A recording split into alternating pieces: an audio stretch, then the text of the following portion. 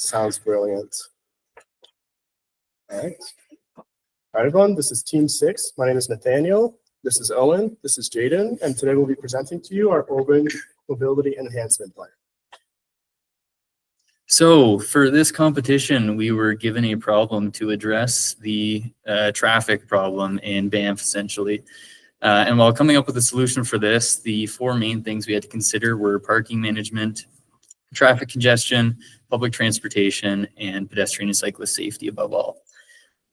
So today we will be showing you a presentation. We'll start with our solution to this problem, followed by the timeline of how this project would play out, then our economic analysis, followed by the social and environmental impacts. Before we get into that, we just like to highlight who we figure our stakeholders in this project would be.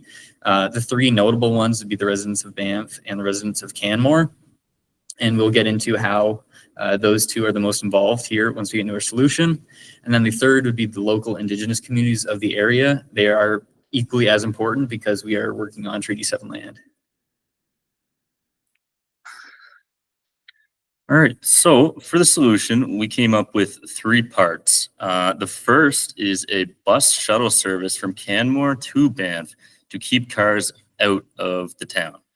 The second part is a artificial intelligence traffic mitigation system, which will be installed on traffic lights to hopefully improve traffic flow and the pedestrian experience. And the third will be LiDAR mapping of the town and a digital twin creation for modeling later on. So the project timeline, you can see on the top, that's the Canmore bus system. Which we project will take about 4 months or 4 years and 3 months to build. That's based on similar sized buildings that we've identified within the Ontario en route system. And then the AI and LiDAR system will take about 1 year and 1 month to implement, we believe. So, in the summer, there are upwards of 25,000 cars entering Banff every day, which is a lot of cars. It kind of ruins the experience for residents and visitors alike when you can't get anywhere in town. So the town of Banff has identified or stated, that they don't really want to build more parking. They don't really want to build more roads in their small areas. They want to change the mindset of the people coming to take transit and leave their car outside of the town. So what we propose is exactly that. Think if you're an MLB fan and you're visiting Toronto and you want to watch the Jays game, but the traffic is terrible downtown. What you can do instead of suffering in traffic is just park uptown, take transit in, and then back out, and you're out of the city just like that. So that's what we propose happens in Banff. Sorry. No worries. Now, with the proposed solution, a thorough investigation in ArcGIS Pro was conducted to determine the ideal location for the site itself. The main factors that are considered were as follows. First one is obviously the elevation to mitigate as much cost associated with having to rebuild the land itself.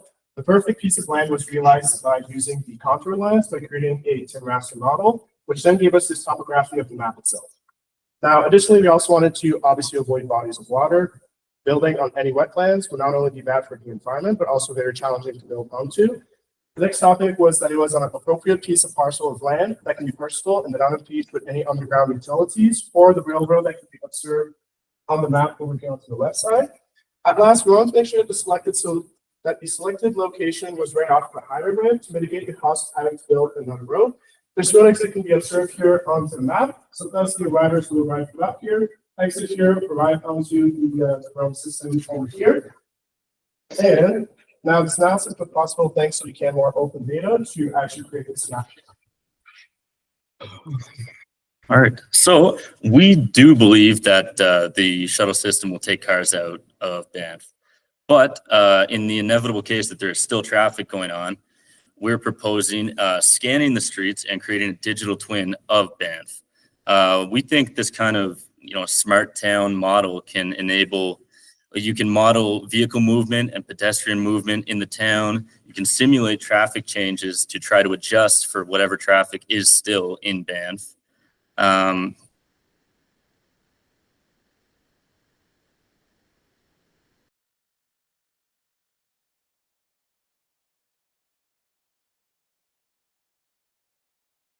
Helsinki, and many more. This also can easily be adapted to a smaller town setting, which Banff obviously is. And yeah, the geometric data, the point cloud from the LiDAR, you can use that with the AI traffic mitigation system that Owen's going to be talking about. So the third and final part of our plan is a artificial intelligence traffic mitigation system. And the system we identified best to use for this is the SurTrack system. And so what that will do is improve flow of traffic and reduce carbon emissions in the city, as well as reduce traffic congestion in general coming in and out. And it'll also allow for better pedestrian and cyclist safety in the town, as the traffic lights are dynamic and can favor pedestrian movement without compromising the flow of traffic. So how it works is it collects real-time data using radar and CCTV cameras at the intersections. It takes this data, it uses it or plugs it through some optimization algorithms that control the flow of traffic, and scheduling algorithms that will change the street signs and pedestrian crosswalk signs. And is also part of a decentralized network, which essentially means that everything is part of a bigger umbrella, but they work independently of each other. So it reduces the chance of bottlenecks, as they're not communicating with each other, telling one what's going wrong, and they all start freaking out. And it is proven to work in smaller towns like this table shows here. Like Jaden mentioned, it at the peak, there's about 25,000 cars. This is data from a town with 29,000 cars. And you can see just how effective it is. And so finally, if it works as effectively as we expect it to, we could see some future implementations like autonomous controlled reversible lanes, or even another idea we had was intersection integrated GPS animal tracking. So like if wildlife in the park that is monitored by GPS approaches one of these intersections, it would send an alert to officials and let them know that there's an animal nearby, and they can take the proper measures to move it. Now, with a proposed solution, it certainly does not come free. First, we present to you our economic analysis that we performed. Now, let's first look at the budget breakdown, which can be observed onto the right side. So we'll look into the three main components. The first one is the upfront cost, which would be the survey crew and the LiDAR rental creation to create the digitalized model of Banff itself. Afterwards, it would be the SurTrack system to have those install the 9 different traffic light system.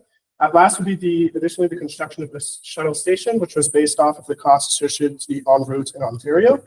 Now, the next portion is obviously the maintenance cost, which is observed in yearly in this budget breakdown. Now, this would entail the operation cost of the road station itself, and additionally to the SurTrack system to ensure that all the electronic modules perform as what they should.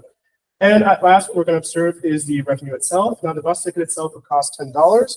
And throughout the data that was presented to us by Banff, we've come to a rough total of 20,000 people that actually use the bus system per month. Now, whenever we put all this, we can observe the results of the budget in the graph. We do acknowledge that the project is currently not self-sustainable. However, we strongly believe that creating a partner with the local ski resort and additionally using the revenue by the parking meters in downtown Banff will be able to flip this graph upside up, so that way it can be self-sustainable throughout time. Now, I would like to point out that the system is far cheaper than implementing a railroad from Calgary to Banff, which was mentioned multiple times by the stakeholders, which should be roughly $660 million. Now, let's dive into the environmental and social impacts of the solution. I would like to first bring up the survey that was conducted in 2016, according to the residents of Banff. Now, it was brought up by the pipe diagram that we can see that the stakeholders want the transit system to simply be more structures associated to the town. We feel as if our solution heavily aligns with the wishes of the residents of Banff and additionally with the stakeholders of Banff. Now, how does the solution actually align with the environment itself? We also believe that our solution will align with the town of Banff's environmental sustainability goals, which are highlighted as 4, which is encouraging active transportation, reducing greenhouse gas emission, avoiding mass infrastructure creation, and at last, protecting wildlife. Thus, by creating a mobility hub outside of the park, we have avoided any infrastructure creation and reduced the greenhouse gas emission found within the park. Additionally, by implementing the AI system to improve the traffic flow and to communicate with the animals will ensure the safety of both the animal and public users of the place itself. Now, we would like to conclude with our conclusion. These are the main points associated to it. If you have any questions, feel free to let us know. Thank you. Thank you.